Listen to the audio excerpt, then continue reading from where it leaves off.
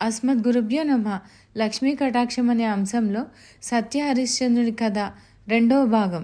ఇక మరుసటి రోజు ఇంద్రసభలో దేవతలు ఋషులు అందరూ సమావేశం ఏర్పరచుకున్నారు. అప్పుడు ఇంద్రసభలో ఉన్న కొంతమంది ఇంద్రుణ్ణి సత్యవాక్ పరిపాలకుడని, కాదు పరమేశ్వరుడు సత్యవాక్ పరిపాలకుడని, ఇదంతా కాదు విష్ణువే సత్యవాక్ పరిపాలకుడని ఇలా ఒక చర్చ జరుగుతుండగా భారద్వాజ మహర్షి లేచి, అసలు దీనికి ఇంత చర్చ ఎందుకు?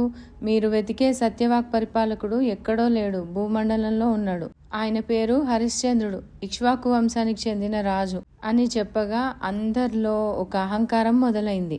అందులో భూమి మీద ఉండే వాళ్ళంటే వేరే లోకాల వాళ్ళకి కాస్త చిన్న చూపే ఉండేదట. ఆ సభలో కూర్చున్న విశ్వామిత్రుడు ఒక్కసారిగా లేచి, ఆ సత్యనిరత ఏంటో, ఎంతవరకు మాట కట్టుబడి ఉంటాడో నేను వెంటనే తేల్చేస్తాను అని చెప్పి వెంటనే భూలోకానికి చేరి హరిశ్చంద్రుడి దగ్గరికి వచ్చి ఇలా అడిగాడట, మహారాజా, నేను ఒక యాగం తలపెట్టాను, దాని సంరక్షణ కోసం నీ సహాయం కావాలి అని.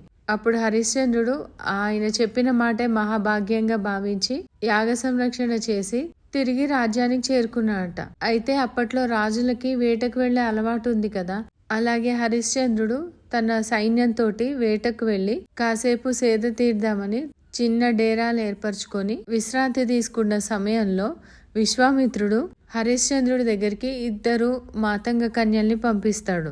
వారు హరిశ్చంద్రుడి వద్దకు వచ్చి పాటలు పాడి నాట్యాలు చేసి ఆయనని మెప్పిస్తారు. వారి కళలకు ఆయన ఎంతో సంతోషపడి వారికి కానుకలిచ్చి వెళ్ళమని చెప్తాడు.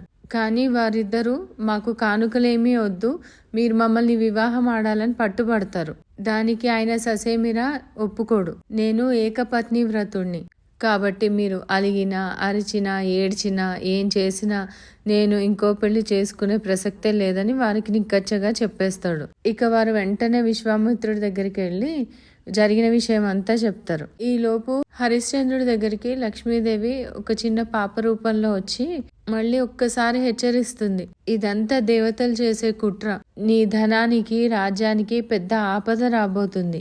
దయచేసి తొందరపడి ఎవ్వరికి ఏ మాట ఇవ్వకు. సాక్షాత్ ఆ బ్రహ్మదేవుడే వచ్చినా తొందరపడి ఏ మాట ఇవ్వకు. అప్పుడు హరిశ్చంద్రుడు ఇలా అంటాడు, అమ్మా, ఎవరైనా సహాయానికి వస్తే నేను కాదు అనలేనని నీకు తెలుసు. ఆ మంచి గుణం నీకు నచ్చే కదమ్మా నువ్వు నా ఇంట్లో కొలువై ఉన్నావు. అందులో సాక్షాత్ ఆ బ్రహ్మదేవుడు వచ్చిన సహాయం అడిగితే నాకు అంతకంటే ఇంకేం కావాలి తల్లి? ముల్లోకాల తలరాతలు రాసే ఆ బ్రహ్మదేవుడికి ఆయన తలరాత బాగోక నన్ను సహాయం అడిగితే ఆయనకు నేను సహాయం చేసి నేను చరిత్రలో నిలిచిపోతాను కదమ్మా.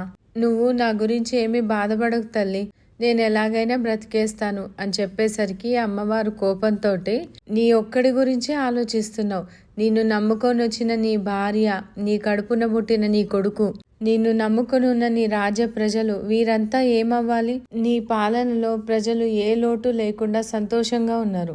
ఇదే రాజ్యం మరో చేతిలోకి వెళ్తే ఆ కొత్తగా వచ్చిన వాడు దుర్మార్గుడో సన్మార్గుడో తెలీదు. నీ ఒక్కడి నిర్ణయం వల్ల నిన్ను నమ్ముకున్న వారందరూ అల్లకల్లోలం అవుతారు. వాళ్ళ జీవితాన్ని అంధకారం చేసిన వాడివి అవుతావు.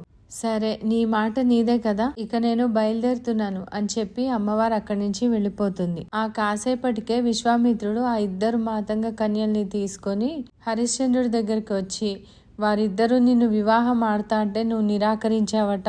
క్షత్రియులు ఎన్ని వివాహాలైనా చేసుకోవచ్చు, నీకు ఆ ధర్మం తెలీదా? నీ ఇంటి దాకా వచ్చిన ఆడపిల్లల్ని బాధపెట్టి పంపిస్తావా? మర్యాదగా ఈ 2 అమ్మాయిల్ని నువ్వు వివాహమాడు అని ఆజ్ఞాపిస్తాడట. మిగిలిన భాగాన్ని రేపు కొనసాగిద్దాం. ధన్యవాదాలు.